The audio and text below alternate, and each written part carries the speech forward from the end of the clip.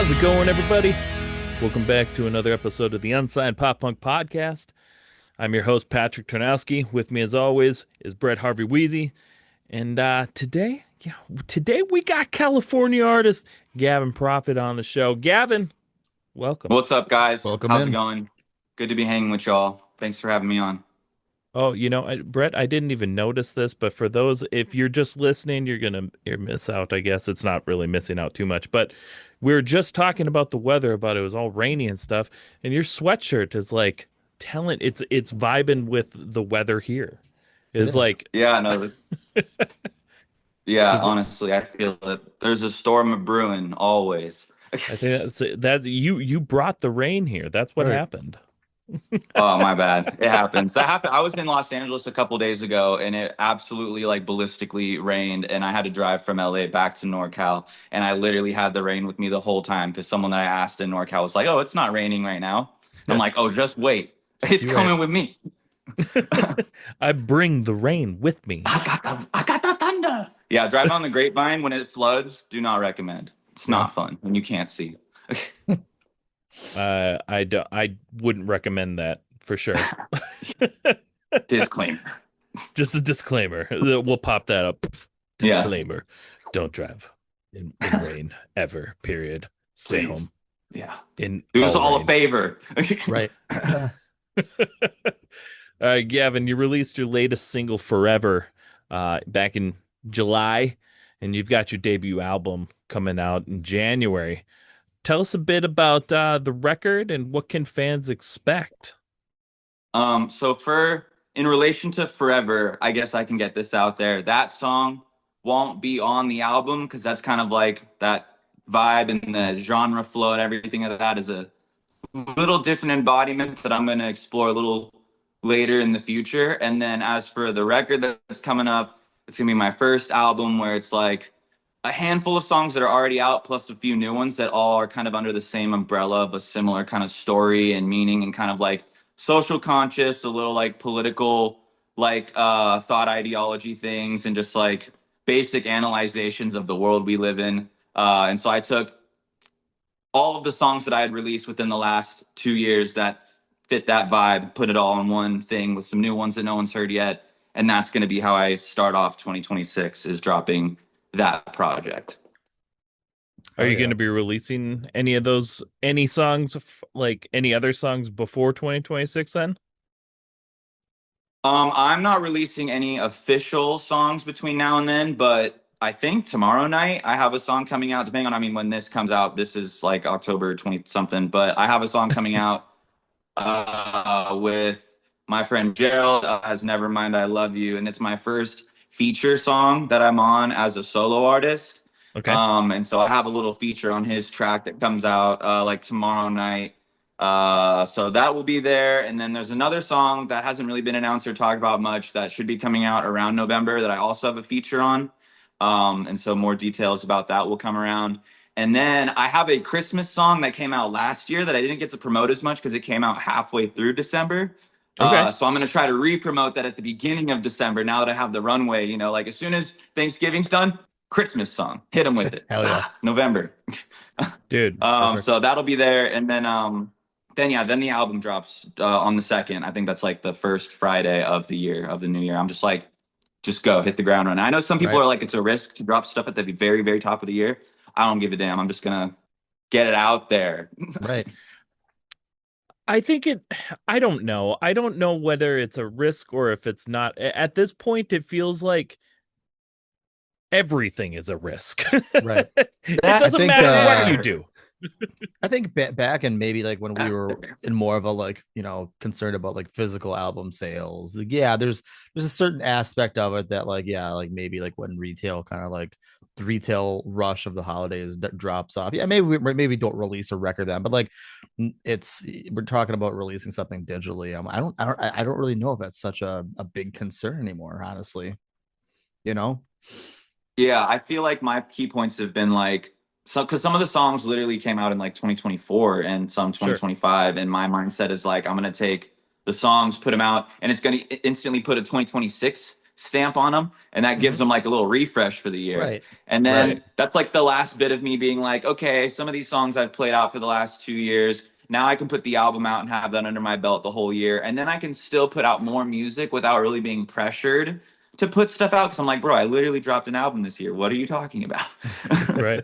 That's smart. So yeah, just thinking as far as I can with as minimal amounts of like information I have between now and then.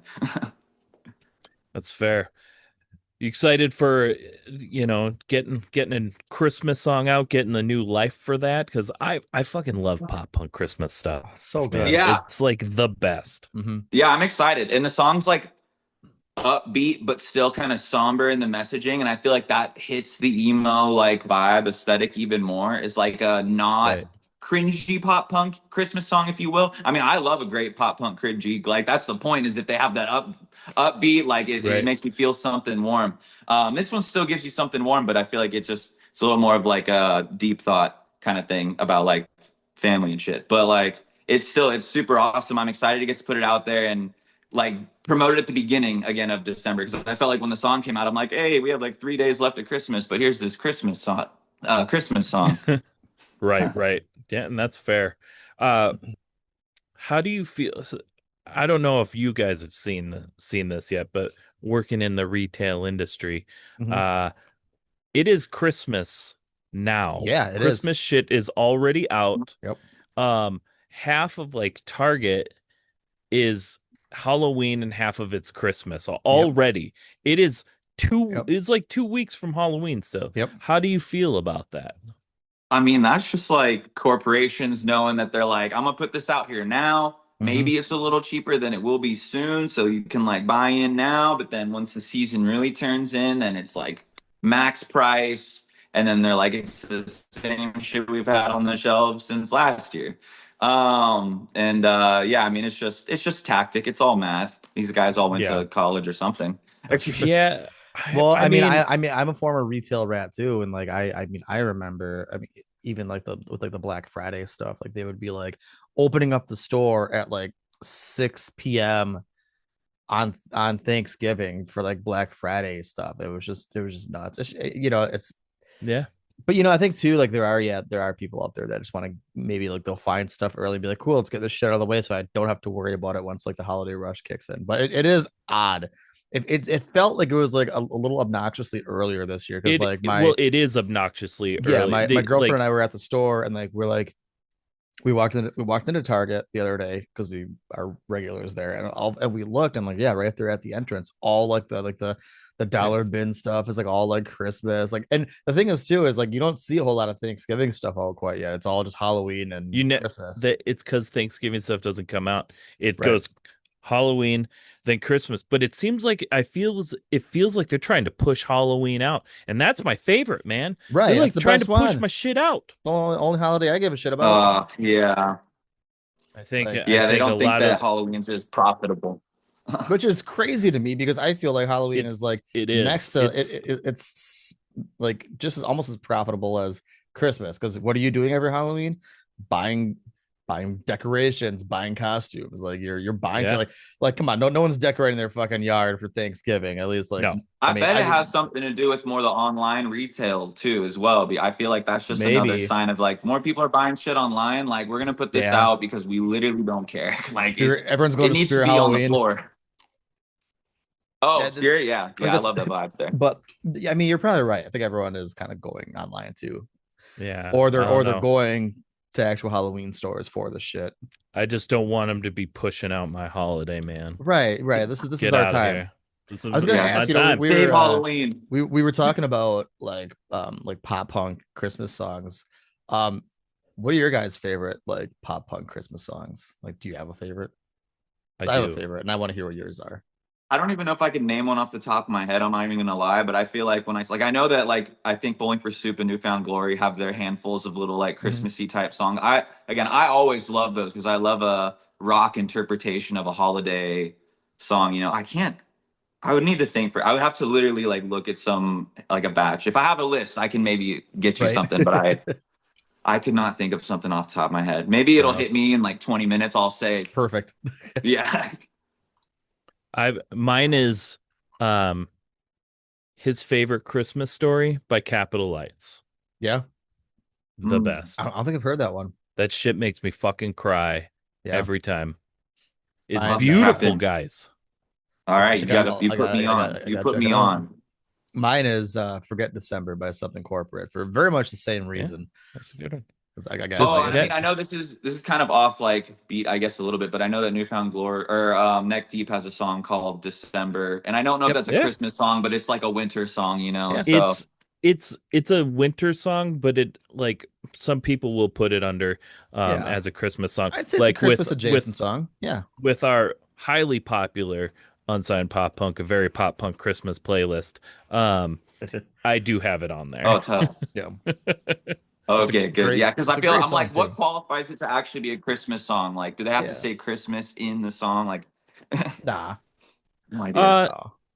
I don't think it has to be in the song, but it has to be like kind of, Must have themed chimes. around it. Or maybe it was like there's like featured on like a pop punk Christmas compilation album. Because we had there are a couple really really hot ones back in the day that had like some real solid track lists. Um, And I do, I gotta say, like I'm proud of us over here at Unsigned Pop Punk because we're on top of it, Gavin, because yep, you are in our, Let's our go. pop punk playlist so Oh, that's already. good. right. Yeah, you are already in that Christmas pop punk playlist from when you released it last year. You guys are absolutely locked in then. We are fucking locked in, Yep. baby. Oh, I know Blink. Blink has their Christmas song Yeah, too. That that shit's one. They have hilarious. a couple of them, Yep. Yep. but Yeah. the Yep. first one is the best one by far. Happy holidays. Yeah. Yeah. No, Oh yeah. not Happy Holidays. It's Oh, that's what I was oh just. Oh, I won't be home for Christmas. Is yeah, I that the won't be one? home for Yeah. Christmas Mm, Yep. yeah, by yeah. far. Yeah. That's one of my favorite ones of all time. Yeah. It's Happy holidays is up there for me too. That's what I mean. I'm a but blink. they I'm they a also blink have nerd. they have a third one too though. Yeah, did they do Um one with Matt? I they thought did they one did. Wow. with Matt. Yeah. Yeah, I remember hearing it once. I think. Yeah, yeah, yeah. I might get um, shunned for this, but there's an Alvin and the Chipmunks song that I think has like a few Christmas themes, and I kind of vibe with some of those tracks. They're a little. dude, They hey got their man, rock tones. the Dude, OG like Elvin Chipmunks like Christmas songs, man. Those like little like Yeah. dude, those like I did a cover of that Christmas song. Oh, see, okay, you're locked in. Yeah, it's great. the It Helium was a lot of Barbershop fun. Quartet. Yeah. Hmm. Um, so you've described yourself as a multi-instrumentalist, drummer, guitarist, vocalist. What instrument did you fall in love with first, and how did it shape the rest of your like kind of musical journey afterwards? So out like the gate, it was always drums. Drums was like the heartbeat. That was Hell yeah. everything. Like Same I have girl, pictures same. of me. Huh? What was that? I said same girl. Me too. Oh yeah, Yep. 100%. Yep. Like drums. I don't know, something about being a little tiny kid. You don't need to like have finger dexterity to just Right. beat the shit out of something and have fun. Um, and yeah, so I started with that, and I kind of picked up naturally. I just learned myself listening to like other rock songs and even like hip hop songs because I just like would find the groove. I love pocket. Like it's all about being very consistent at an easy level and also being able to just go crazy. Like there's so many different paths with drumming when it really comes down to it. And I was doing that for a while. I did a little bit of drum lessons to like learn how to read sheet music, and that like gave me more discipline. When you're learning to let anything, when you're learning anything, you need the discipline and like just like the self discipline to be like, I need to do this the right way, learn, build the right habits. And so a passion for drumming, learning how to do it. It gave me those basic foundational skills to then kind of branch into other instruments, kind of knowing like what it's like to not be good at something and then slowly get better at something, because Right. I saw it happen. I know it happens. And so I was doing the drums for a little bit, learned how to read. It wasn't really my thing just because I wasn't like big on like the marching band type drumming. I was always about like full kit drumming, but I Mhm. didn't Right. have the patience as like a ADHD ass 10-year-old to sit and do like jazz. I Hmm. mean, I know when you do crazy jazz, it gets intense, but to get Right. there, you have to Very. be so rooted Yeah. in your habits. And I wasn't ready to lock in on the craziest paradiddles. Right. I was just more like, I had just gotten a double pedal. So I'm like, you want me to do that with my hands? I'm busy doing fucking Right. crazy 200 beats per minute shit. I just wanted to do that, a different line in drumming. So I was doing that, got a lot better at drumming. Was following other drummers. Like one of my favorite drummers is Luke Holland. Like he goes crazy. I've been following him for days since he started doing his early covers. Blink 182. Travis Barker is another phenomenal drummer. Someone to really keep an eye on if you're kind of just starting but also want room to grow. And then around like 14 or 15, I started teaching myself more guitar, learning like basic chords and just like again slow progress. But then I found the tools I needed with like bar chords and being able to jump up and down the guitar without doing like the basic classic chords. And like once you learn how an octave and two octaves work on any instrument, you can kind of soar around playing a little bit of like anything Right. to a very, very basic extent. So I figured that out, kind of did that, and then I learned about drop D, and everything changed, and I became an absolute riff master. Just because only Start having to bringing play the with one chug and finger. just Yeah, open 0 0 0 0 0 0 0 yeah, 0. Like I it was. swear, like discovering drop D for the first time as a guitarist is like finding like the holy fucking grail. You're like, wait, Yeah. what? Yeah, This you're is like, the I already coolest thought I thing. sounded pretty heavy, but this is Right, a whole nother level. right, right. Like, oh Yeah, man, like that whole step down on yeah. that low string just changes everything.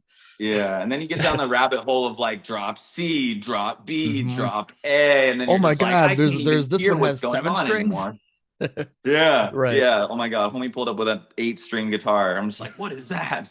But yeah, so guitar and bass kind of goes along with that when you learn some of the basic fundamentals. Right. And then singing and songwriting. That was kind of like the biggest pivot for me because I'd always been like an instrumentalist, and it's kind of Yeah. easier to like it's kind of easy to play stuff or like hear something and play it. But when you become like a singer and a songwriter, when you become a singer at the same time you become a songwriter, it's hard to become a good singer because you're Right. more focused on the songwriting and like the flow of the song, and that prevents you from like really locking into the like good habits of singing properly. And the Right. biggest barrier Amen. for me that changed my life was singing. Oh, exactly, 100%. The Yeah. biggest thing that changed my life with singing is just like treating your voice like a piano, and knowing like your different ranges and knowing like just because you don't sound good singing all high pitched doesn't mean that you don't have a range, and just discovering your range. And so that changed my absolute life. And I was in bands and kind of like doing harmonies and stuff off to the side. I'll do like drumming and singing stuff occasionally. And later on, depending on where the combo gets, we'll talk about how like I had to take over my band in a way and become like the main singer as a drummer for a little bit. But we could Right. talk about that and yeah, I would just say yeah, multi-instrumentalist, drums, guitar, bass, vocals, singing, and then production, learning how I use Logic, and like learning how the DAWs work and everything. And that's a whole nother science and everything Yep. behind it. It's like learning all the spectrums of music. Like you really have to like put away a big part of what you're maybe already good at to embrace this new chunk. Yep. But I'm very grateful that I was able to do that to a certain extent. Hell Oh, yeah. absolutely. I can, and Um, I can respect that too. I mean, I had a very similar like path as you. I started as a drummer when I was like 10 or 11. I picked up bass and guitar within like the next like 2 or 3 years, and pretty much drummed and everything for the longest time. And then I also started getting into like like singing and songwriting. So I can very much, and I actually went to school and graduated with a degree in audio engineering. So I definitely can definitely respect that's cool. the can definitely respect the path. It's I get it. I get it. I Yeah. I did not have that path, but I did teach myself to play guitar. Hell yeah. But, Hey. I didn't get that drum path, which I wish I did. I can play um like the beginning beat to Lifestyles of the Rich and the Famous. Perfect. The Oh yeah. Yeah. like I can That's do that. great. I can do a good little four on the floor. Nice. Pat, No, if you that's know, good. if I mean, Pat, if you're ever at one of our shows, and we cover that song, so like if you ever at one of our shows, I'll bring you up for those first 8 bars, okay, man? Yeah, and then hop on. quickly hop off, Give me the boot. You're like, in first 8 bars and swap. Go on, get. Hey, get out here. Yeah. You can't sit here. Um, Yeah. That's so hilarious. I mean, you brought this up. But for those that don't know, you were also, in a band called Lonely Avenue. Then you pivoted to doing your solo project.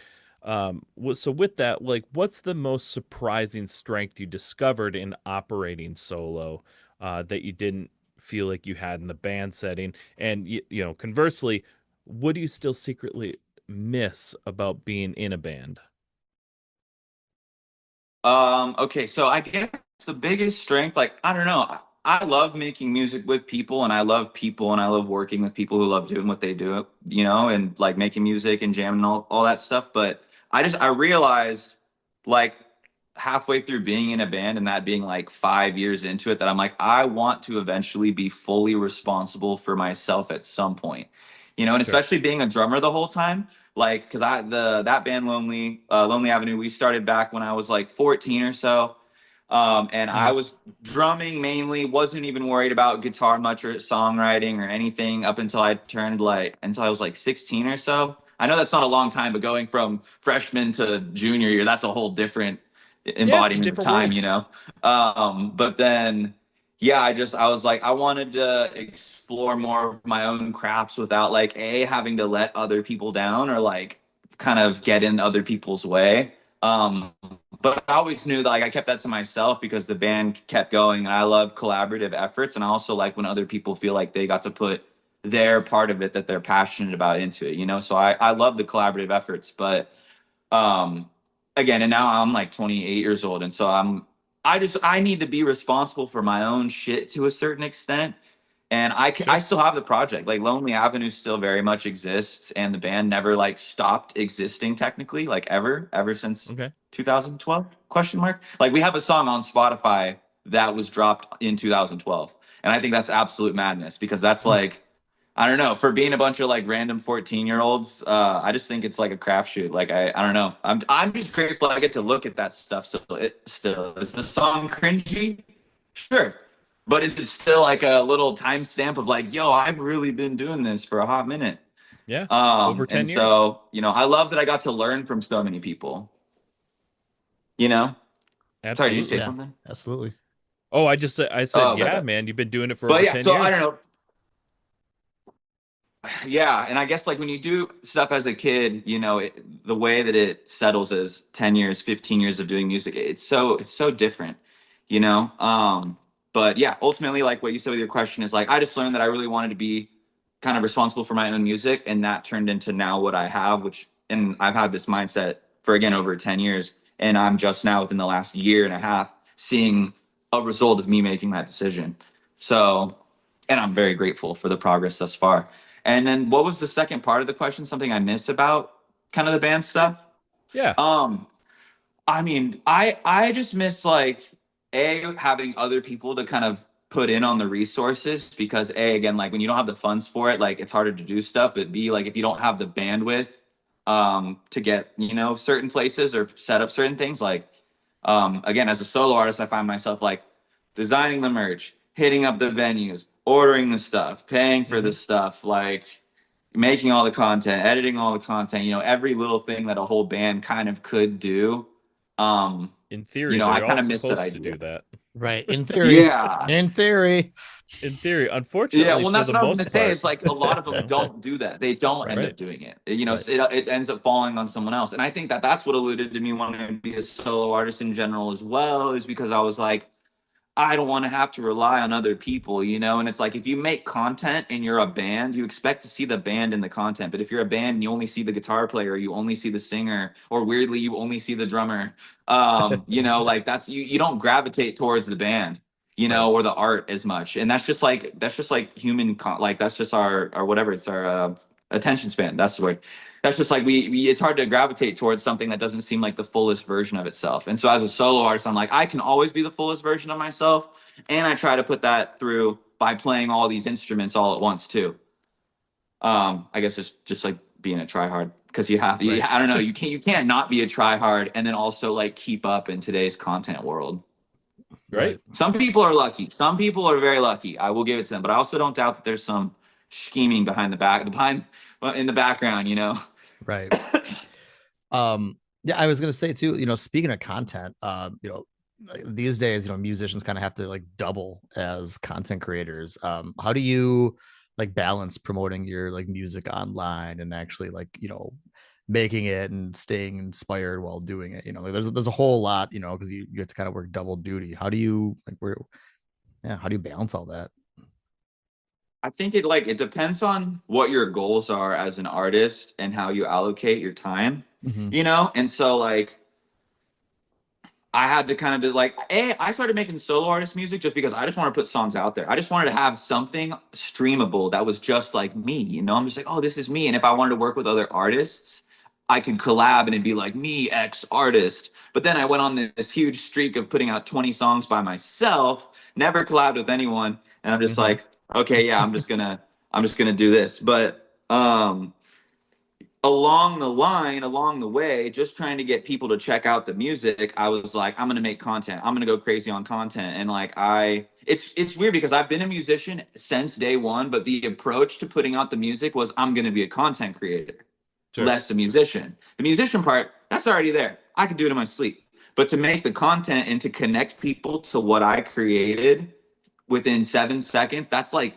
math and science. And so I'm like, I'm going to focus my attention on that because obviously that conveys the message that I already spent all this other time and effort on. So I need to lock in on this other side of things because I could have the best content or I could have the best music, the craziest performance, the best band in the world. But if I don't create good content, like who cares? I might Right. be a local, talent, but I'm not going to make it out of there. I mean, unless again, there's big money behind these things, it's out there, but yeah, I just started setting goals, and being like, I'm gonna post on TikTok once, maybe 3 times a day, and I would set up certain days where I could film like content that like I call templates, where like you could film yourself doing something, drumming or playing guitar, like singing a part of a song, but then you could cycle that template with different captions, Yep. and then like once you start posting once, twice, 3 times a day, you find what times of the day work best for your audience. It's just kind of within the science of seeing when things work and when things don't work. And then after a couple of days or weeks, if you liked a piece of content that might not have done well, you could post it maybe a different day.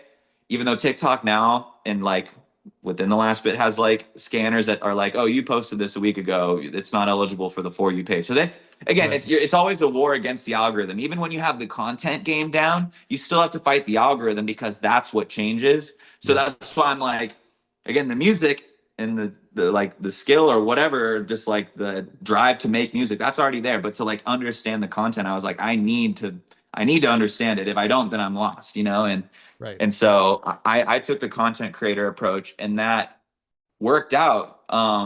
To a certain extent, I got lots of views and likes on certain videos. And literally, I feel like I almost like I wouldn't even say peaked, but like in February or like late January of 2024, I did like really, really good on TikTok, like 3 days before I'm Not Lazy came out, which ended up being like and is still my biggest song yet. And at that point, I had only had 2 goddamn songs out. But if that had happened, the numbers I was reaching back then and the organicness of what TikTok was back then versus whatever it is now, if I Mm-hmm. had 10 songs out, I literally could have gained like probably an extra million streams just off back end songs that weren't the 1 or 2 songs Right. that were there. I only had 2 songs. I Right. only had two Right. songs. So people are like, oh, this is cool, but I only can listen to this one song right now or two Right. songs. Yep. So you see a very stark difference in I'm Not Lazy, Everything Causes Cancer, and then like my next big song, which I got lucky again because around January, February of 2024. Wait, no, I said 20. Oh, of this year. Oh, literally at the beginning of this year. That's crazy. The LA fires happened at the beginning of this year, right? Right. Yep. Time is fleeting. And Right. so yeah, I had some other stuff, and like TikTok was supposed to get banned. TikTok was getting banned theoretically Yep. the Yep. first time. Theoretically. Yeah. Um, and I was putting out music kind of not around that, but the music that I write kind of aligns with the times, and so it really Right. worked with that situation. So both at the beginning of 2024 and the beginning of 2025, I just got lucky with the streams and the content, but it's because I focused on being a content creator and I focused on like quick hooks, short videos, good filming, captions, posting at 8:23 a.m. Yep. Like Right. I did all the science and that it really worked out with the music, but I'm just like, fuck, like how long do I have to do this science for, And algorithms are always changing, music's always changing, but like the music I like to make won't change vastly. So that's why I'm just like, I need to Right. keep doing the music thing. And then the content, I just have to keep adapting forever. Right. Right. Yeah, and it's hard because it's different for different social media platforms as well, you know, like TikTok is has its own algorithm to where like Instagram, which you also are very successful on, it has its own, you know, set of rules, its own, you know, algorithm and things like that. So how do you um differentiate between the different platforms?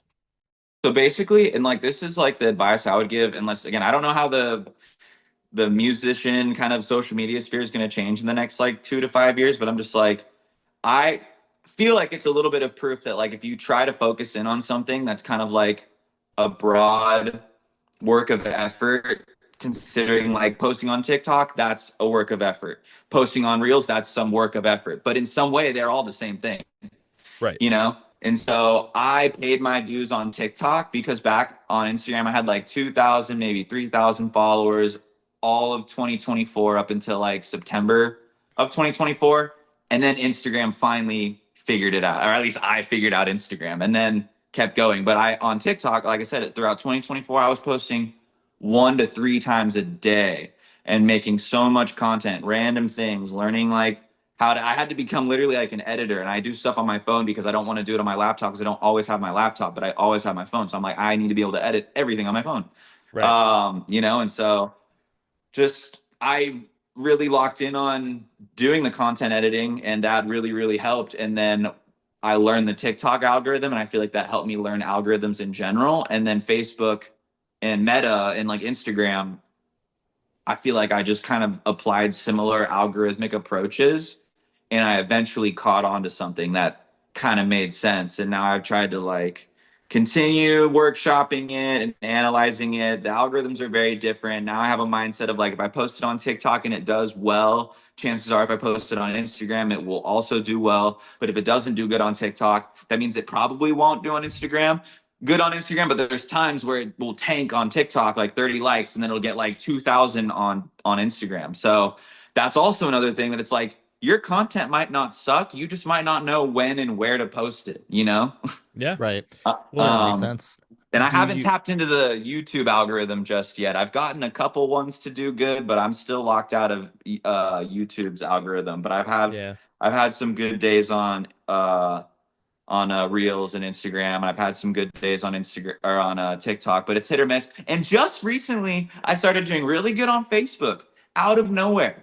Literally, like because I would post on Instagram and it would auto share to my like Gavin Profit likable page, like not my friend request one, but the likable one. Hmm. Right. And I literally had like barely 1,000 likes or followers on that page up until like at the beginning of this month. And then I don't know what happened, but some of my videos just started absolutely flying in ways that I've never seen before and in certain time spans. And it's just like, like if you, some of my more recent stuff, it's not doing good because I feel like I'm over flooding it now because I know that I'm slightly locked into something. But if you go down like 8 or 9 posts and then you scroll for like 20 posts, almost all of those went through some kind of algorithmic boost that I had nothing to do with besides posting the content on Instagram, which then posted to Facebook. And then I did that like months and weeks ago. And Yeah. it's been there, you know? And so that's why I'm like, you do miss 100% of the shots that you don't take. And in every shot that you do take, whether you think so or not, unless you're absolutely like not trying, you learn from every shot, you know, how to like Right. really get that angle. And so I feel like just my debt. Also, I like making content to a certain extent. I like Yeah. music, and It's I fun. like yeah. It's like mini music videos. No one likes like watches music videos anymore. So I'm like, how can I embody what feels like a piece of content where I grab your attention by being a personable person because I'm just a person, and I'm also like, by the way, here's this 5 second music video esque type beat, you know, and people are like, cool, whatever, like, comment, scroll and call it a day. You know, I'm under Right. the impression that I spend 7 seconds with people, an interaction or a day or randomly. That's it. If they want to keep watching me, they will. But I feel like it's just you pop into someone's mind, call it a day. Hopefully they listen to the music. You know, I focus more on getting content views than streams. because I can get millions of views, but I haven't gotten millions of streams. But the Sure. views allude to streams, whereas streams don't necessarily go to views. So I'm Right. like, if I have to lock in on something, it might as well be the part that's like goes to the it flows into the other one, you know? Sure. Yeah. No, for sure. I mean, Yeah. it's And it sometimes I it's ramble too. Sorry if I go off No, it's track or all if I good. no, I don't you're mean, good. answer You're the I good. was about to question. say, I mean, you could like practically write a whole book on just like the art behind this as like how Yeah. it pertains to like being in a band and like the art of like content creation and like how to, Yeah. because so many people, I mean, I'm still involved with the music scene and the entertainment industry, and I see so many people just underutilizing it, and like people are wondering, well, why isn't anyone coming to my shows? Why, it's like, well, you haven't adapted, I Yeah. mean, I've been playing Yeah. music for a long fucking time, and like you got to learn to kind of roll with the punches. There's so many people, it's like a whole other world to Mhm. them, this online content creation, and like Mm-hmm. um even just like simple promotion is very different now than it Yeah. was when we were all younger, and a lot of people haven't adapted to that either. So Right. Yeah. it's an art. Yeah, it really is, and when the cool thing is when you can lock into it, like you were saying, and like figure out like the patterns, figure everything out.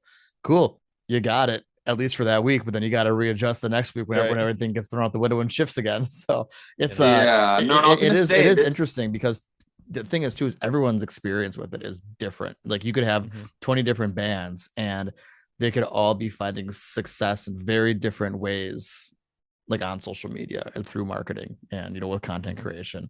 It's just like it's really just about finding the way that like works for you and like brings people to you, right? So not to Yeah. further complicate it any more than it already is, but It's so Yeah, complicated. I was gonna It right. say doesn't one matter. thing, one piece of advice, because I don't know how many people are gonna watch this, is like what changed my mind, especially like considering I was posting on TikTok the whole time, and I never looked at that as like my friends or family or like close friend fans, if you will. It was always posting to a random pool of people.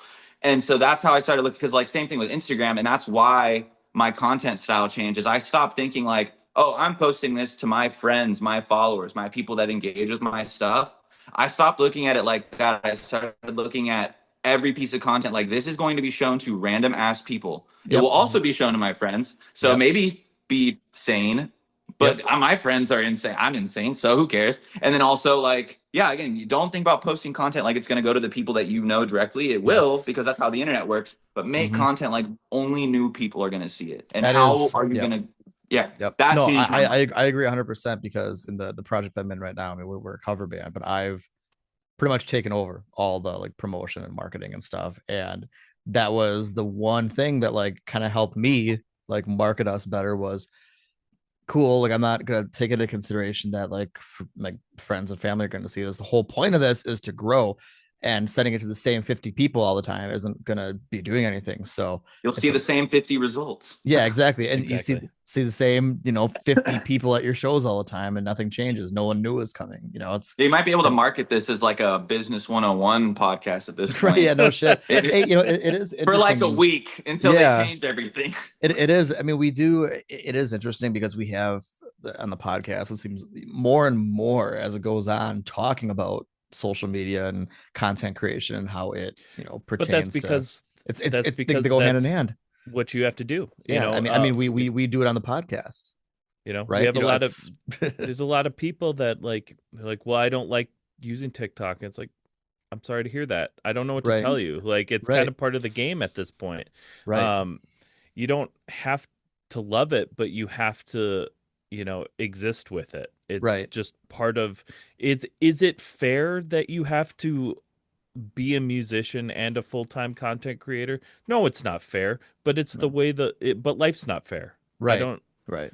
it's part of the gig. It's, It is. It if you is. want to be an actor, you also have to do the red carpet. Mm-hmm. You also have to be a face. You Yeah, like also, model, yeah, not just act, but like, yeah, there's, Right. everything.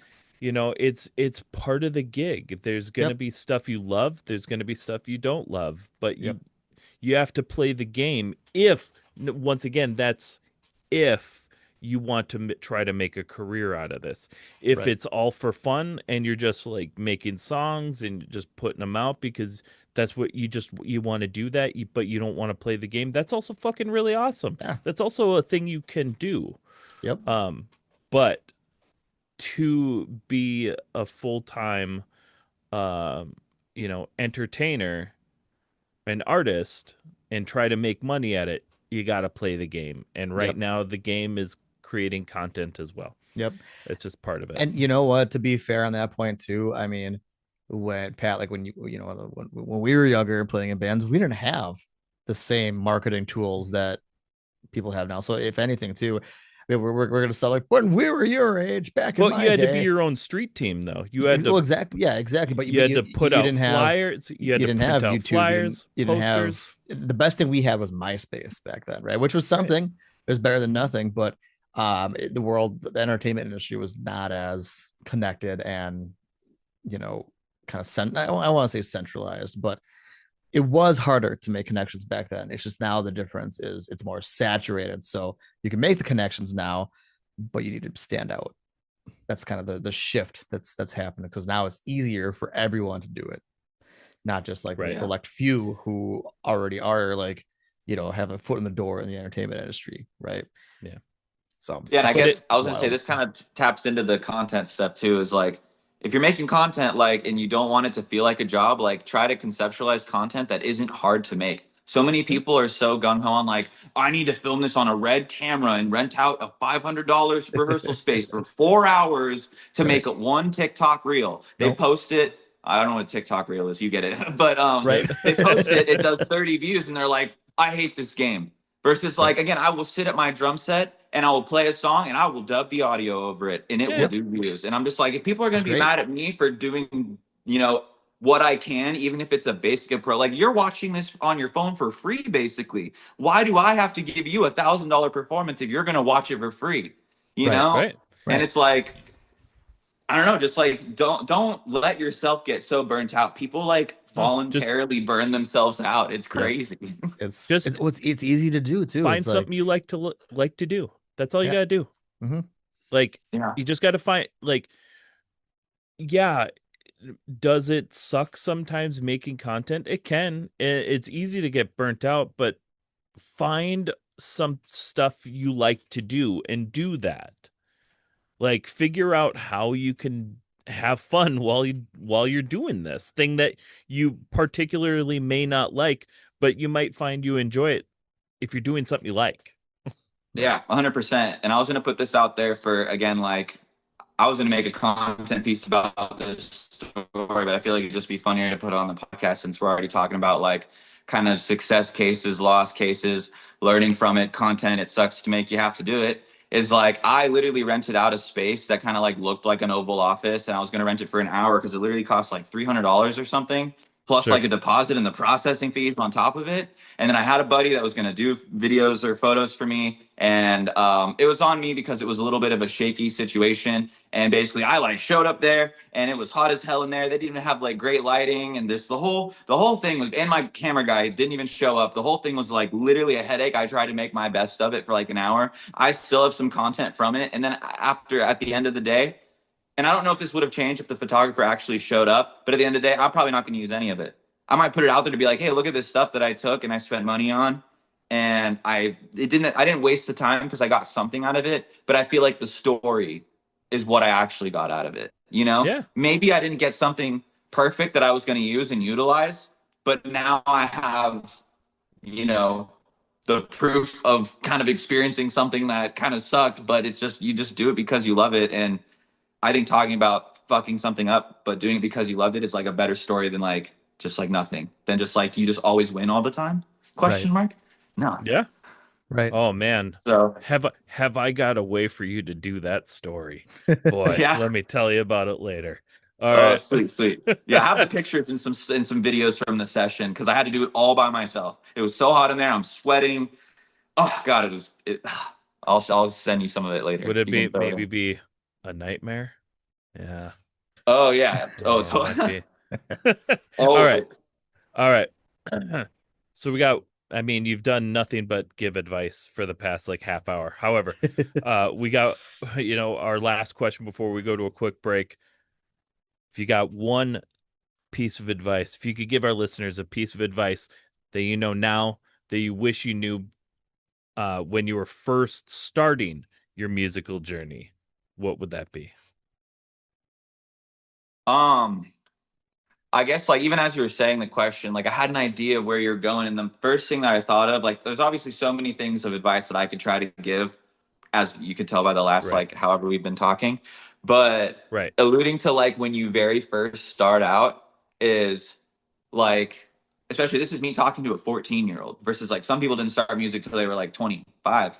And I'm just like, so for me, I'm just like, invest in yourself and do what you can to be aware of everything going on around you in the spaces of like where your music's ending up, who you're talking to. Look at every opportunity as a networking event because you could meet someone who blows up and you could have made a great impression on them, or you didn't get to meet them and now it's just a missed opportunity, or in a way that you could have been like part of someone else's kind of success journey if you had just shown that little extra bit of like, hey, I love what you're doing, you know? And so Right. I'm just like invest in yourself and like don't be afraid to put yourself out there and like support other people. And like also cut the jealousy shit. Like I'm telling this to myself, but also there's so Yeah. many people out there who are just like jealous of other people who have no idea what's going on in their life, what's gone on to get them to that point.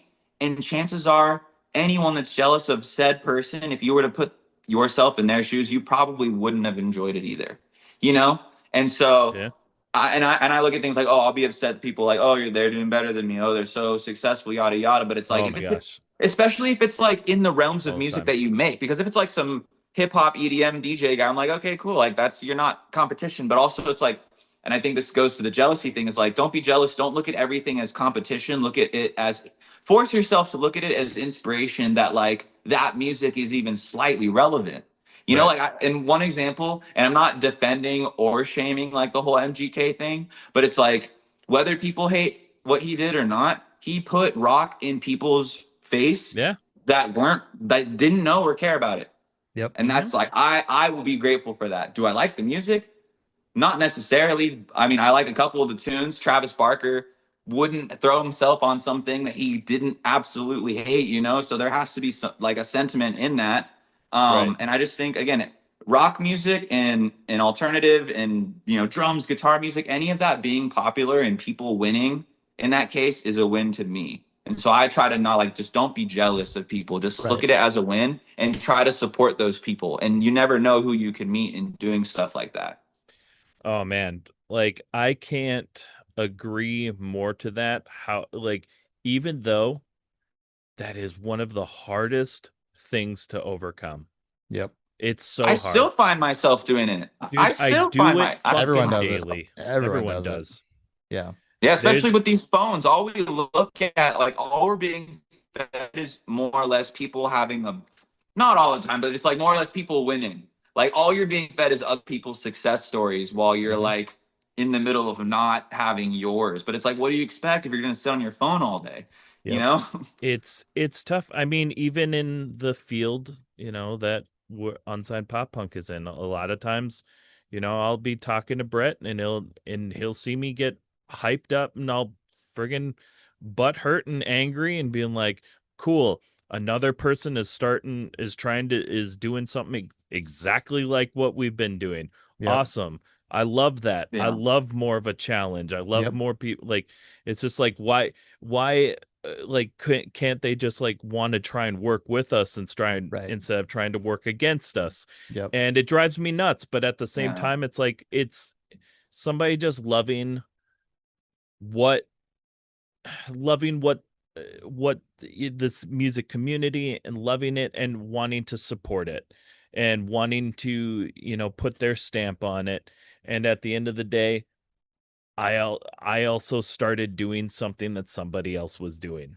You Yep. know, Yep. We're not the I first people to sit behind a Totally. camera and talk about pop punk, or just to help promote the music scene. Is Yep. it's tough. It's tough to not get jealous. It's tough to not to not get offended or any of that sort of stuff. But at the end of the day, we're all here trying to do the same thing, which is support this music scene Yeah, I was gonna and say in and relation to like you're seeing like other people do that stuff, like it's also can be a wake up call to see someone else jump on the scene and see what they're doing, what Mhm. their contribution is to it. Like you said, like Yeah. they're doing kind of similar things, but everyone's taking different approaches to it. And when I look at when I'm doing music, when I'm editing my stuff, when I'm making posters, I'll reference other people's stuff because I'm like, these people have made it, these people have figured it out. And if someone else pops up out of nowhere and I'm just like, where did you come from? What's going on? I'll still like, I try to look at that again as a learning moment. Instead of being upset Mhm. at myself, I try to be like, yo, like I need to see what happened, like what's going on, And like I said, even earlier, it's like you support that, then it could turn into like a tie or something, and you can create something more beautiful. right. You know? Totally. But Yeah. also Well, like people get in the way sometimes. Put them in their place. I ain't messing around. and you know what? You're gonna run those lines. You're gonna have people that come up and come up higher than you, come up next to you, come up beneath you. At the same time, it's just trying to work together. And even if it's one of those a case where somebody is blatantly even like ripping you off, like which happens in music all the time, just Yep. let move on, keep moving, keep Yep. moving. It's Keep all her you can do, moving. whether it's your music, whether it's your content. It's like, yep, figure it out, There's like a fine keep line between moving. the artistry and the sellability of something too. So I'm like, if Hmm. someone rips you off and they do it better, like that just means that they're probably selling it better. But if you're like really passionate about your art and like you make something and it feels like someone else is trying to grab onto that, like if you're really proud of what you did, that kind of like, oh, they're biting my style doesn't affect, I feel like, is personally. But when it comes down to like they're selling more, they have higher numbers, they're overtaking, like again, I just tend to get introspective about stuff like that. Um, at least to a Yeah. certain extent. But you can only like again, I try to like don't ever be hard, like don't be too hard on yourself. I tell myself Right. that, I'll tell you guys that, Yeah. like, we're all Yeah. human. Yep. Oh yeah. We're all just doing our best out here. Sometimes our Yep. mistakes make us more human. Like Hmm. that's the better part. People like the flub because they're like, "Oh my god, this guy isn't scared of saying something accidentally or messing up or stuttering." Like, who cares? Like, Hmm. time is short. Have Yep. fun. Damn. Yeah. Like it's 2025. It's And almost also, 2026. you can't let like imperfections and stuff be a reason you stop doing something, or that you didn't put something out, or not everything's going to be perfect. Just gotta keep doing it, just keep rolling. All right. Like just like Fred Durst said, keep Yeah. rolling, rolling, rolling. Right. What? Rolling, rolling, rolling. Limp I I, for I life. will never pass up an opportunity to drop some limp in the podcast. Right on. Yeah, Yep. I honestly I Ever. feel bad. I don't know their bass player's name, but I know he passed recently. Sam So rest in Rivers. Yep. peace. Yep. Yep. Sam Sam Rivers. Rivers, yeah, rest in peace, Fucking dog. I legend, saw by the that. Sorry, way. we Yep. brought it up, so I was like, we Yep. got to throw that in there. Yep. We Yeah, do. Yep. yeah, those riffs, those grooves, like The legendary. first song I ever learned on the bass guitar was actually rearranged by Limp That's Bizkit. a lot of people say that. So, and that's Yep. like, I love Yep. that. That's yeah. Again, like again, that's why I try to give you guys, not even you guys, but I'm trying to spout so much knowledge to people. Is like artists that inspire other artists are the best types of artists. Yep. Yep. I So agree. I I just like agree. I've Right. always tried to like I hope someone listens to this and feels some kind of inspiration to just keep going or put out that piece of content or like you said you're like the imperfections and I'm just like if you focus on the imperfections too much you're never going to put anything out, you No, know? 100%. Yeah. Like that's what I was saying. It's like, even with our, like I said, our podcasting and stuff, it's like not everything's going to be perfect, and not every episode is going to be perfect. It's fine. Just keep moving, put it out. Yep. Who knows who's going to hear it, who knows going to love it. You might have one person listen to your stuff, you might have one person watch your stuff. it, Yeah. it doesn't just put it out Yep. That's one and more keep than moving. you just getting to sulk in it in your room by yourself. Right, exactly. Just do it. Like Nike said, just do it. Let's Okay, do it. and with that, we're going to take a quick break, This is and not we'll be right sponsored. we'll be right back with our next segment. How's it going, everybody? It's Patrick with Unsigned Pop Punk, and we partnered with GFUEL. And let me tell you, there's no more pop punk drink on the market right now. I don't care what you used to drink at. GFUEL keeps you energized, focused, and hydrated. I just picked up my favorite flavor, Blue Ice. If you go to gfuel.com right now and use code UNSIGNEDPOPPUNK, you're going to save 20% off your entire order. This tub I have is only $35.99. Now, that may seem like a lot, but it's got 40 frickin' servings, which if you think about it in can form, is like 89 cents a can. And they're always dropping new flavors and collabs with some of your favorite animes, video games, and movies. Head over to gfuel.com and check it out for yourself. Let us know what your favorite flavor is. And once again, don't forget to use our code UNSIGNEDPOPPUNK at checkout to save 20% off your whole order. All right, guys, welcome back. Thank you so much for sticking around. We're going to be hopping into our food for thought segment where we talk about my favorite subject of the day, food. Prepare to be hungry. So what is the most underrated taco spot that you have found? The kind of place that you hesitate to name because it's so good. Well, even just like I just like literally don't even know the name right off the bat because I recently went there when I stayed with a friend in Los Angeles and he had a taco shop right outside, like where they bring like the truck over and everything. I'll text him what the name is. I'm sad that I'm spacing on it, but there's a lot of good taco spots in LA. It's hard to name a few, Right. but somehow the street tacos are like just as superb. I mean, not somehow, it's because they know what they're doing. But yeah, I love me a good street taco. Hell yeah. Dude, they're so good. Like it's phenomenal how good they can be. Like especially like even just like a taco truck or just like, just like a little dive spot, man. Those are always the best. Yeah, it's a great bang for the buck too. It's almost like the smaller the place, the better the tacos are going to be. That's at least for where I'm at. That's how it is. Like if it's like there's some economics behind that. Yeah, it's like the smaller like mom and pop like Mexican restaurants around here are like the ones that just overshadow everything else. The bigger the flavor is their advertisement. Right. Yep. and I'm gonna say this, and I'm gonna say it again. I've said it on the show before. And look, we're gonna joke about it all we want, okay? But one of the best fucking tacos. Look, it's not Taco Bell. It ain't Del Taco. Nope. It's the motherfucking 50-cent Jack in the Box taco. There's something disgustingly wonderful about it. I might have to tap into that because I can't even relate just because I don't usually get it. Like if I'm gonna get a taco, it's probably gonna be like if it's between the chains, probably Taco Bell. I love Del Taco for like the quesadillas for some reason. But yeah, Jack in the Box, I am not fluent with their taco game. I've never been a Jack in the Box. This is such a divisive topic, though. Is it? Yes. It's like, well, first off, Jack in the Box on its own is very divisive. Is Jack in the Box kind of like a Sonic almost, or I've never been to one, so I have no idea. No, they're pretty standard. Like it's just, I mean, they have like it's like American based because of burgers and stuff, but they also have like tacos and stuff. Okay. But their tacos are basically they're just large mini tacos. You get they look fucking disgusting. I looked it up right now. What the fuck am I looking at, man? Do you look up a real one or the one from the ad? No, like a real one. Like someone like has like an actual picture. Like, hey, this is what I got at Jack in the Box. And it's like this. Dude. Yeah, it's like an enlarged like mini taco. Yeah. But it tastes so good. I'll take your word for it. I mean, I love a good mini taco. And they're like the biggest small taco ever. Yeah, and they're like 50 cents. Okay, you said it's like that's looking at it, it looks like a big mini taco. Does it have like lettuce and shit on it too? I think so. I think it also still has like lettuce.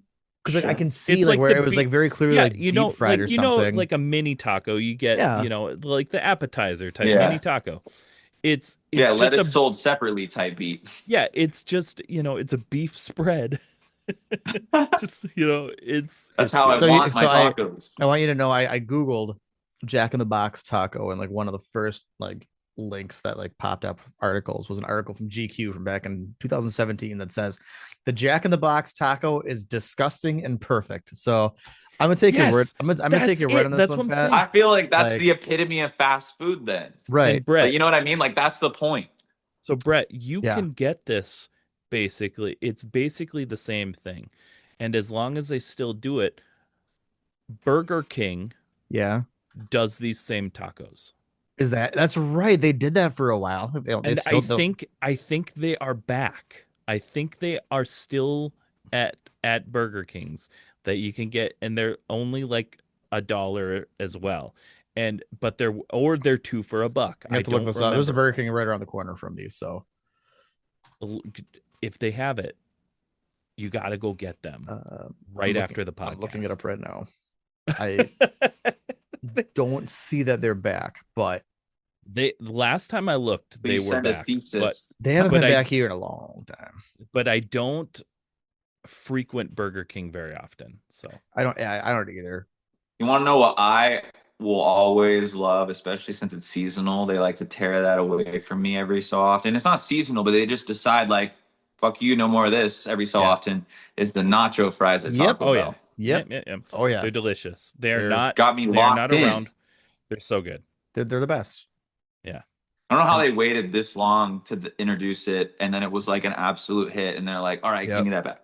Yep. Yeah. Those mother That's frickins. it's because man, when they bring them back, boy, do those sales go through the fucking But roof because but everyone that's knows get your hands on them while you can. They're gonna be gone soon.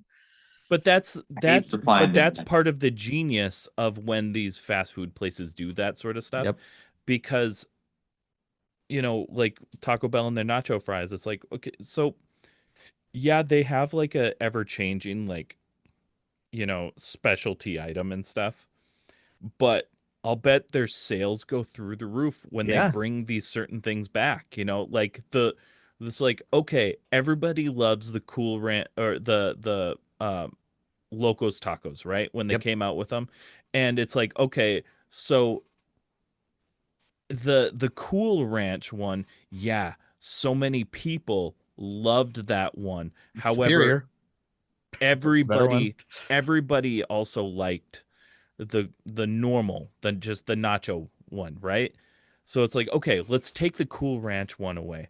So Yep. and so when we bring it back, those fucking diehards are gonna lose their goddamn mind, and they're gonna get a ton of them. They're gonna come back week Yeah. after week until it's gone. Fucking guilty Yeah. as charged over here with that. I mean, I It's Yeah. it's it's genius marketing, Cool and Ranch, I Cool would do Ranch, it like if I get that could. on I would do it your too. we'll talk about this in a little bit, but yeah, Cool Ranch, Doritos Yeah. Locos Taco Shells on everything. All right. Everything. We're gonna move away from Taco Bell for Right. the time being, though. Briefly. Yeah. They get the Briefly. plug. No, they'll Oh, get their their time is moment in the coming. sun. All right. Please sponsor the podcast, please. Yep. I'm I've begging been you. reaching out to them. I'm gonna have to just start tagging them every post. Right. I'm gonna start making. Yep. Okay.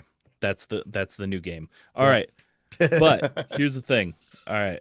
Goals. We already talked about this. LA, California, they got food trucks for everything. They know what they're doing with food trucks. Um, if you could have your own Gavin Profit food truck, what would it serve and what would you call it?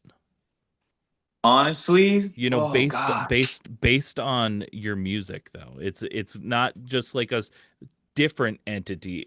This is going into you're promoting your it's product. part of the brand. It's Oof. part of the About to brand. start a venture. You're trying to start a Yeah. venture with me, bro. Yep. Uh, We do that a um, lot here. Yeah. yeah, That's I what know. I could tell. No, that's good. I mean, these are all things we power do. to it. I feel like again, being a band is it's a venture, being an artist. Yeah.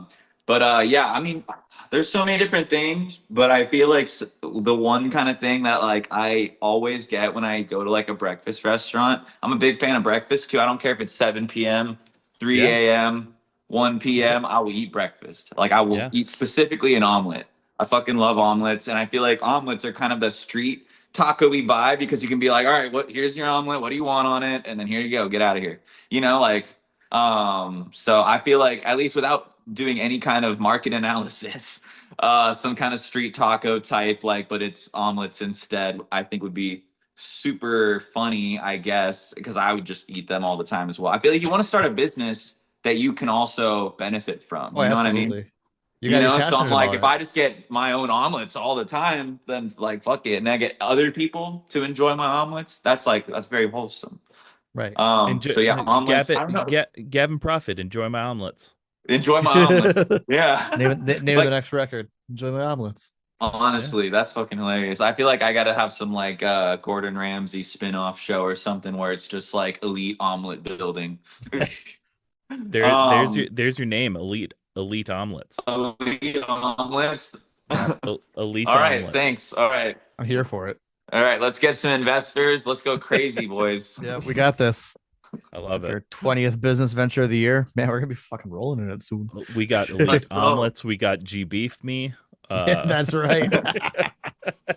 Elite omelets. That's I like think that almost that's like intimidating. Elite yeah. omelets. It better Yeah, be but elite, bro. it's right next to the G Beef Me talk Yep. food truck. It's gonna go wild, man. Yep. Yeah, you can have crossover stuff too. Like you get like a beef omelet or something. It's got like a kind of like taco bar vibe. Like again, like that's I think omelets are just like it's like a canvas. Mhm. Yeah.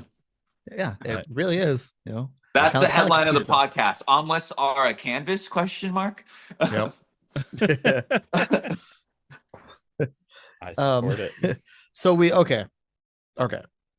We talked about Taco Bell a little bit, and there's a reason we kind of pushed the subject off. But now we want to know, what is your go-to order at Taco Bell? This is That's where we Taco. this This this is isn't where even we hard. this is where we really determine like someone's character and like That's This fair. is No, I the totally get this. hard-hitting journalism. Here's my right, question for you: breakfast menu or in general menu? Whatever everything. you I'd want. say whatever. Yeah. What's your order, So boss? basically, when I pull up, when I go to Taco Bell, I'm gonna be like, pretend the windows roll down. Hey yo, could I get a beefy 5-layer burrito with lettuce and no sour cream? And then could I get a cheese quesadilla? And can I get the nacho fries if you got them? If you ain't got them, then can I just get an extra bean and cheese burrito? No onions. Hold the onions. Mm. With fire sauce. Love me some fire sauce. I'm also, if I don't want the cheese quesadilla, I might get the cheesy roll up. That guy's kind of lit, kind Yeah. of like a Yeah. quick quesadilla, less carbs. Yep. And then if they don't have the fries, I'll get the Fiesta potatoes with no sour cream because that's Dude, basically the same Yep. thing. Yep. Fiesta It's like a potatoes are sad delight. version of it, but my placebo ass I doesn't give a damn. I was gonna say I love like just the knowledge of the menu that you have. We would get along very well at a Taco Bell drive-through. Mm-hmm. Let me tell you. Yeah, Do you, no, I'm all for it. They have like a little like I think it's called Feed the Beat or something. I'm like, yeah. you Yep. guys get Oh yeah. locked in and Yep. like again, like food is very important. And I feel like I already kind of live off Taco Bell. So what would Right. change? Right. There's a So I reason I think got a Taco Bell sign in my room. I used to stream on Twitch, and my entire mod team one Christmas all chipped in because I was known for like just always housing Taco Bell on stream. Like I would start the stream and be shoving fucking burritos. One time I ate an entire like Taco Bell party pack on stream. Oh yeah. So then like the that next should Chris be the stream. Yeah. the next Christmas, my entire mod team got together and bought me this Taco Bell sign and had it delivered here. So That's great. That's Yeah, I was gonna phenomenal. say, breakfast menu. I just love the AM Crunch Wrap. Goes hard. Big fan of yes, fire sauce. I think fire sauce is the most elite sauce. You could fight me on that. That's good. Like again, I don't mind the Diablo. I know that it's spicy. It's not a war. But like the right. fire sauce. I add fire sauce to other shit that I have at home. Like Fire sauce is kind of the OG because Diablo is like it came out with It's only with newer. a Yeah. newer, yeah, yeah. 100%. But I'll give you a hack, and you'll have to give it a shot sometime. You might like it. A buddy of mine who knows about my passion, actually one of the guys that chipped in for my sign. His hack is he actually gets fire sauce and Diablo sauce and mixes them together on his stuff. And I've done that a few That times. sounds crazy. It's yeah, like I mean, like do like if you got like a cheesy gordita crunch or something like that, just do like a little like half and half of like Yeah. each sauce packet together. It's pretty fucking good. Yeah. I'll 'Cause let you know. I yeah, might do that later today. We'll see where today yeah, takes me. right. Yeah, I mean, we all might go get Taco Bell after this. So, I won't. I'm on a And strict no fast yeah, food week right now, so I won't. uh, But that's a it disappointment. is. I know. I'll I'm get sorry. more on behalf of you. Thank you. Thank you. Thank you. All right, this is a last food for thought question we got for you. It kind of goes back like the same kind of lines as the food truck sort of thing. So taking into account your brand, right? If Gavin Profit was a potato, what kind of potato would you be? Dude, I literally am a potato. I don't know what you're talking about.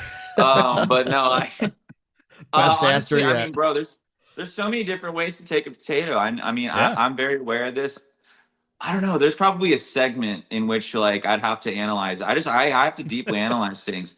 I give you two main answers. Okay. One, I love me a very thorough crisp cut fry. Yeah. Crisp cuts are superbo. Um, Oh, well, here, I'll give you three. Aside from that, I love the convenience of a potato chip. Yeah. Can't go wrong with potato chips. And then, oh, wait, fuck, I made the second thing. What the hell? Mm. Well, I was gonna say the nacho fries, obviously the potato. That's Yeah. also a potato. You know, like It I is. can't.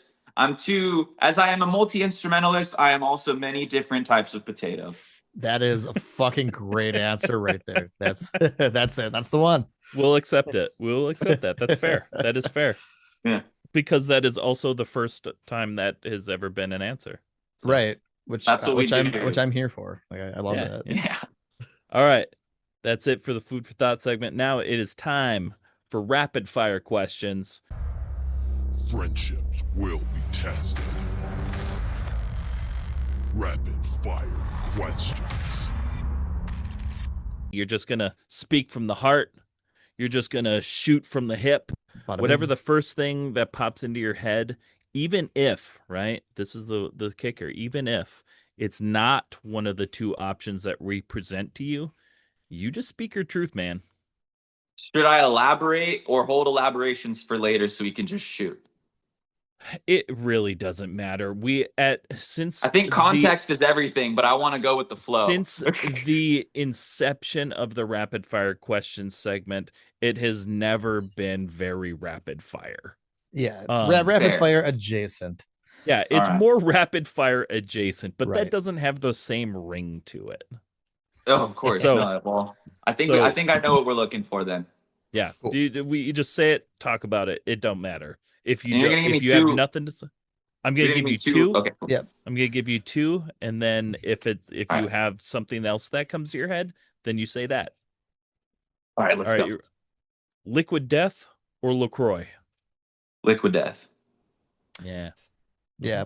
I don't like carbonated water. I don't get hydrated off of it. Like I need real like liquid death is already pushing it. I'm a Crystal Geyser girly. But you know, with those two options, I would have to do liquid death because I don't like seltzer waters or flavored Sure. waters. I don't. It's not that I Fair don't like them. enough. I don't feel Yeah. hydrated, and that's like half. Sure. That's like It's yeah, it's half more the- it's more of half the like battle. it's like Yeah. try to like get that same like refreshment feeling of like a soda without But- loading your body in sugar. So also to be fair off of that point, then Liquid Death would be the go-to because of the two brands, it's the only one that actually has regular Still water water. as well. Well, that's what I There's- realized yeah. after the fact. Because you're like bubbling one of the two, and I'm like, well, if I'm already cool with liquid death in the sense of psychologically, I want it to hydrate me. Maybe that extra push of the carbonated water will, Well, out yeah, of sight, and- out of Right. mind. And Liquid Death is the only one that has still water, so it makes sense. Yep. All right. Next one.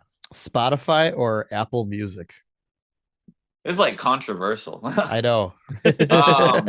For legal I never reasons. said these were going to be easy. Right. No, that's good. I love it. Also, I speak my mind all the time, as you've seen in my content. And like I'm gonna make this easy. Neither. What I've had in the past is Spotify because that's like what you keep track of the monthly listeners. That's like the Right. most important Yep. statistic.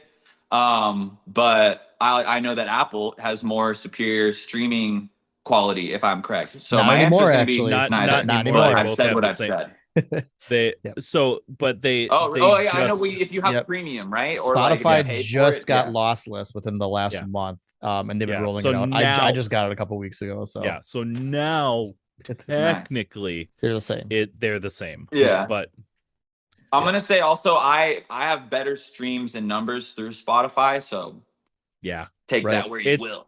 it's tough. It's a very difficult game to play right now with the Spotify type thing. It's like They can't catch a break lately, really. I mean, Jesus, they're kind of.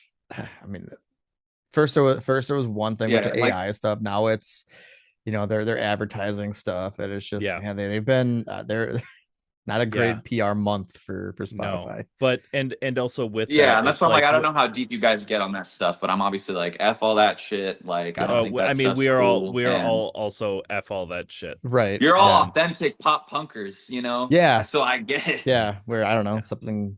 Yeah. That's- Yeah.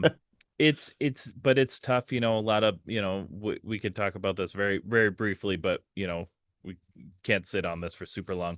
But like, with the spot, bands like, well, I'm not going to put my music on Spotify because Spotify sucks and doesn't pay artists, blah blah blah. It's like, once again, I agree. Yep. And they do suck for that, and they are really shitty corporation for that. Apple Music's also a really shitty corporation for doing that. They all are pretty fucking shitty. Yep. It Yeah. doesn't matter. YouTube, they all have their problems. But it all goes down to, it's like, okay, but what do we do about it? Right.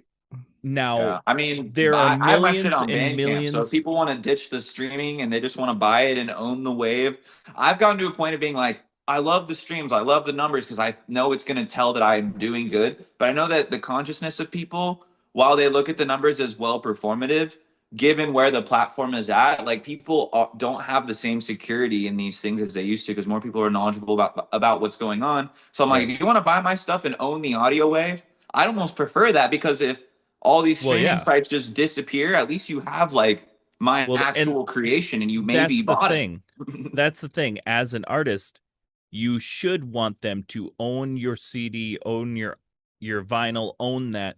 That's how you're going to actually make money. But where are we at realistically? Right. So, like, if an artist, if like Gavin leaves Spotify, I'm not gonna do it. I'm only gonna be a Bandcamp person because they care about me. That's awesome.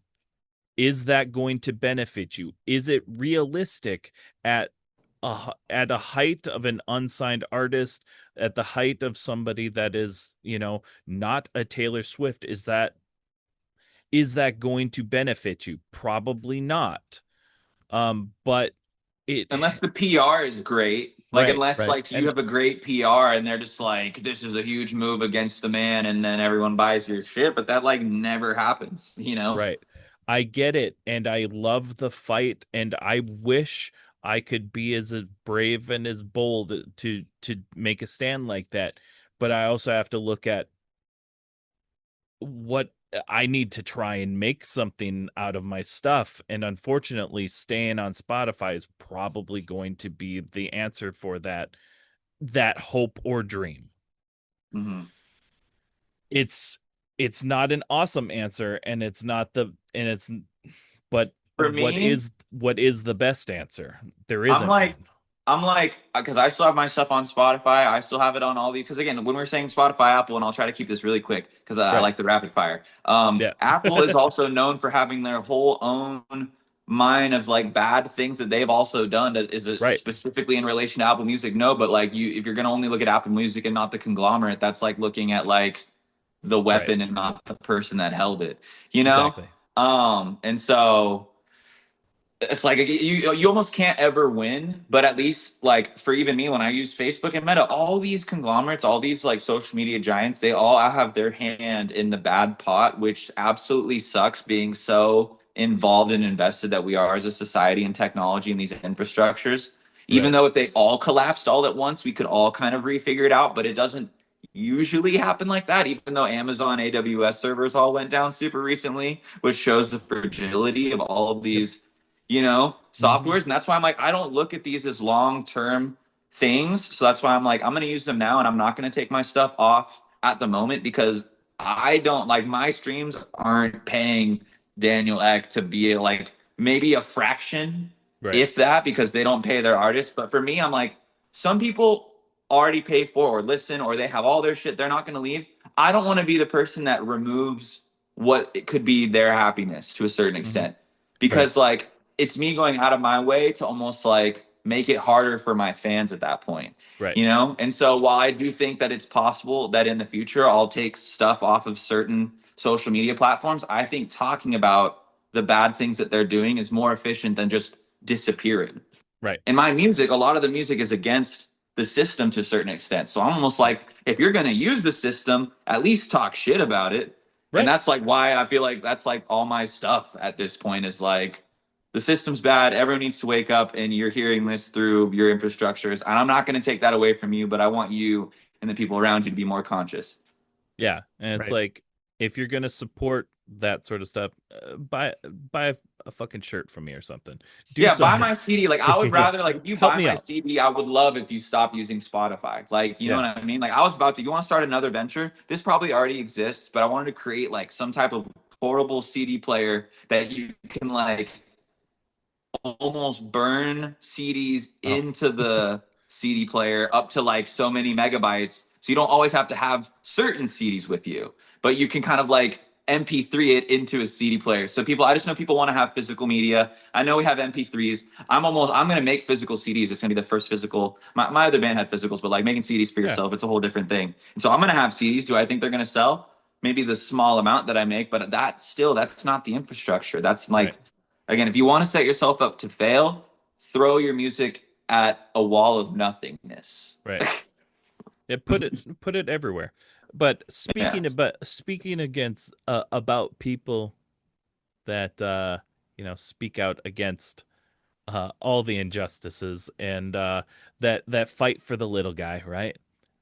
South Park or Family Guy I would say if you're asking me right now, right now. South Park. But if Right you now. asked me in like 2014 or 2010 through 14, I would have easily said Family Guy. Just I feel like they were on a whole different wave back then. But I right. love the South more Park's killing socially it. conscious, kind of not afraid to speak up, kind of, Yep. it's great. Definitely not afraid to speak up. However, if you go back, if you take a nice little dive through the entire lifespan of South Park, they have never been afraid.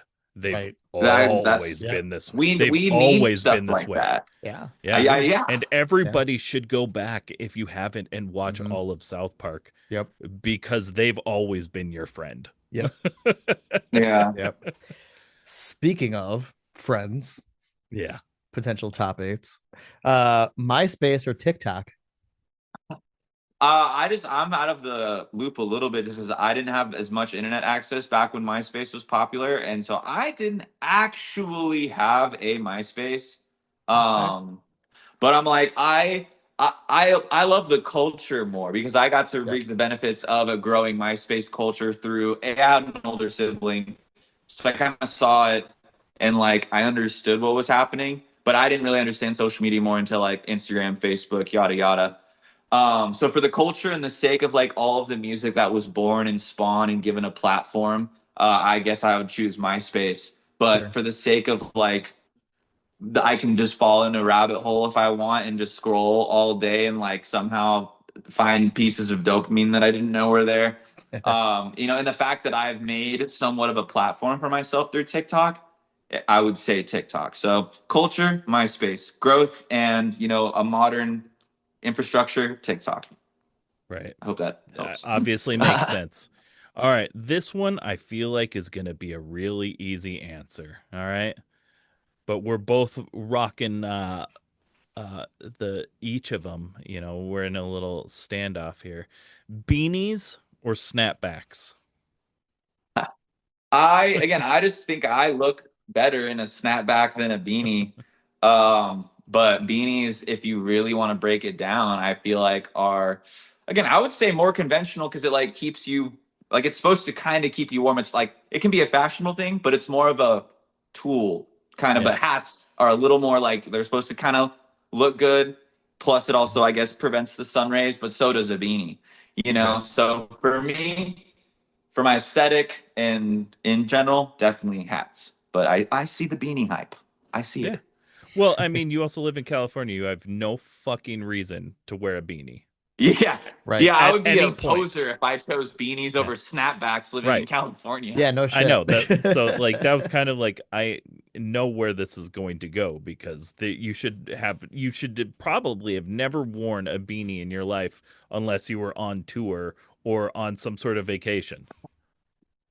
Yes and yes. Yeah, a It can get vacation to cold. The somewhere fucking Sierras up in cold. Tahoe, but it's definitely it ain't. I mean, it's California at the end of the day, so I totally get Right. it. Yeah, unless you're in somewhere that's hitting 30-degree weather, you don't need a beanie. Hey, I'm just gonna say it gets cold, but it's definitely ain't no like I've never been in weather that's below like 20. I can say that confidently. But up here, it definitely can get to like 31 or 32 at like Yeah. 4 in the morning in Yeah. the like darkest winters in kind of the Sierras. Yeah. I promise. I have street cred. I promise. My all I can say is in Wisconsin, my face has on more than one occasion been graced by negative 55-degree Yeah. wind chill Yeah. Dude, weather. that makes no It sense to me. fucking hurts, man. It hurts. Saying negative and then Yeah. 50 what? Yeah. Yeah. That Like literally doesn't sound real to me. Yeah, I mean, literally, like people weren't coming into work because they were afraid that on their hour commute into work that their car might die on the yeah. road. And Bro, my In eyeballs might freeze when in I open I my walked eyes. in with like face coverings. I had a yeah, you have to. small little like slit right around like my throat area where like I didn't have it covered up properly by Yeah. a scarf, and a little bit of like cool air got in there and it felt like my neck was on fire. I got inside and like Yeah. my neck was just red. Yeah. It was I In don't Yeah, you're recommend just Duluth, it. getting like literally burnt. in Yeah, Duluth, we yeah, have it has hit negative 70 before. So, like yeah. It's What? it's it's with the nuts wind chill, with the with the wind wind chill. chill, of Yeah, course. Yeah. yeah, With oh, well, that's it. I mean, still absolutely yeah. insane. I'm not a fan. I was gonna say you can add this question to your rapid fire or whatever, but I was like, do you prefer to be too hot or to be too cold? And I much prefer being too hot. I don't mind if it's 100 degrees out. I'm gonna play drums and go crazy. But if it's too cold, like I can't warm up and get like I don't want to do nothing when it's cold. But when it's a Yeah, but little too hot, I can do everything. the so I think me and pretty much any other northern person will say the same thing. I'd rather be too cold because You you can can always, always warm yeah. up.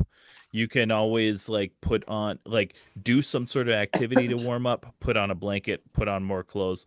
But if it's like 100 degrees, it really doesn't matter if you take off all of your clothes. It is still too hot. Yeah, I There's know, and I really just no escaping other than going into air conditioning. because like well, and obviously like I feel like that's a similar process of like, oh, it's too cold, put on clothes. Oh, it's too hot, go somewhere. I don't know. I guess it's Yeah, the but same thing with cold. It's that then you there just is go in the heat. one option, Yeah, one option yeah, for hot. yeah. For I mean, hot, as a it drummer, is if I'm gonna drum put in on my more underwear, clothes like I or will do it. I will, like I've yeah. been seen those days.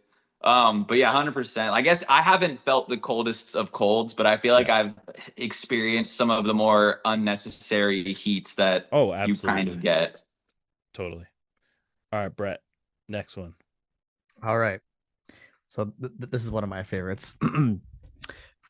Darth Vader or Lord Voldemort? Um, I can't tell if this is like my first go-to is like are like kind of who's more powerful or who's cooler or who would I rather be friends with or who would I rather like have on my team. Um, I did not watch a whole lot of the Star Wars, but I watched a lot more of the movies that had Darth Vader in it, so I feel like that helps. And I feel like Voldemort is just kind of bugs me, so I feel like Darth Vader probably. I just feel like Darth is just like probably Well, just checks in more boxes. in our world, Darth Vader is the correct answer. There is Right. only one question with a correct answer to And it, that's it. and that's this one. But Well, I'm glad that I had a that 50-50 being said, chance. I'm not gonna. I'll never throw shit at Harry Potter. Harry Potter is good No, shit. Harry Great Potter shit. is good shit. But It's just we grew up on Star Wars. Like yeah. Vader is Yeah. like our fucking baddie, our baddie Mhm. daddy. Yeah, our baddie 100%. daddy. He's yeah. I mean, he's the I mean, OG. it's like bro's got a whole setup and like got the Yep. chiseled mask and everything. Like if Yeah. I'm like, is it Darth Vader, but he ain't got all his clothes on, like looks more like Homeboy, then I'm like, I don't know. But like, Is yeah, Darth Vader naked? yeah, like Are they How about both are if these guys Vader both naked? I naked don't or are they know. Vader just fully has suited? Vader just has a better backstory. He's more Yeah. fucking badass. He's got I his mean, Yeah, nose. He's people got know his the nose. lore. yeah, he's Yeah, got people his know the nose. lore. Yeah. Yeah. All right. All right. This is the last of our questions. Green Day or Blink 182? Ooh, buddy. I mean, I feel like it's great to go between those two just because like I feel like my Yep. music dabbles into a little bit of both, but I'm gonna say Green Day just because Nice. I feel like at least having like that extra edge of kind of a political stance helps it be a little bit more than just performative art and kind of Yeah, have like it's art with a meaning and kind of symbolism. I'm not saying that totally. Blink doesn't have symbolism, but I feel like Sure. Blink is known for like Blink in a way, while the music is fucking great, is like known for their live shows, and they're Right. known for just being they're more of a personality band, whereas I think Green Day has a personality, but I think that Green Day is more of a message Yeah. rock band, whereas Yeah. Blink's a Hmm. personality band, Yeah. and so Sure. Blink inspires me to be funny and have like humor in my stuff. But I think obviously Green Day and having the message. So between the two, I will say Green Day, even though That's Travis fair. Barker is a better drummer. But Travis Green Barker Day. all the way. And I, it's I tough. always I don't bring know, this up during man. this question too. They're both great in different ways. This pink guitar behind me is actually Tom DeLonge's signature series. So like I always bring this up during Oh, this it's a question sick. because I'm a huge Blink fan. I love Green Day too, but I'm a drummer by default, Yeah, so I have to like Blink more. Yeah. But I mean, Trey Cool, man, yeah, is I an know, I Trey know. I Cool's got great. torn incredible on that drummer. he question. I is an really I incredible do. drummer, but he's not Travis Barker. they're both Both incredible, both good they're both drum incredible circles in different around ways. everyone here. Mhm. Yep. All right. Yeah. Yeah. But that's it. Gavin, you did it. You finished the podcast. Now's your chance. Let everybody know what you got going Let's on, go. where they can find you, and what's next for you. Just a little recap. Awesome. Yeah, all my stuff is like streamable. I'm pretty sure if you look up Gavin Profit literally anywhere, it should kind of point you in the right direction. I am dropping an album on January 2nd, 2026. It's gonna be 11 songs. And I don't know when this is gonna come out, but I have a show in Los Angeles, November 21st. But then just yeah, stream me, check out my stuff. Show yourself in the comments. Don't be a stranger. I love people starting conversations, and I love when hearing about how my music has kind of played parts in people's lives. So, be part of the community and just support everyone around you trying to make a difference. We're all out here just trying to be the best versions of ourselves. Hell yeah. Fuck And yeah. with that, like drop some comments on this show. We can talk on this Everything. show too. It's just like you're not just gonna get our answers. Gavin will see these too. So Yeah. No, hit I'm us up keeping and up. we'll chat here We're as well. invested. Yeah. We're all invested everywhere. It's a community, baby. All Yeah. right. Community's everything. Everything. Gavin, thanks so much for hanging out with us today. It It's was a been pleasure, man. super, super duper fun. Yeah, I appreciate you guys. Thanks for hitting me up. And Yeah. again, keep me posted on other stuff like this. Maybe we can reconvene again a little bit into next year and check in on how things have gone. And I'm Absolutely. excited to see you guys still, pushing out and keep rocking. And thanks for being part of the community and trying, uplifting other artists in alternative and pop punk. I don't think a lot of people appreciate the efforts that others go through just to kind of have their own setup and put other people on, whether they're just starting or been going or huge, and so, you guys don't take artistry for granted, and I can tell that. And so thank you guys for doing what you do. Oh, Hell thank you, yeah. man. Well, Appreciate thank it. you. And thank you for Keep the the dream support. alive, Let's do this. Yeah, All right, I got everybody. you. Thanks so much for hanging out with us today, watching and listening. Make sure to hit that like and subscribe, all that fun stuff. Make sure you follow us on Spotify and Apple Music and following Gavin on all streaming platforms as well. And so thanks so much for hanging out with us today. This has been another episode of the Unsigned Pop Punk Podcast. We'll see you all on Monday.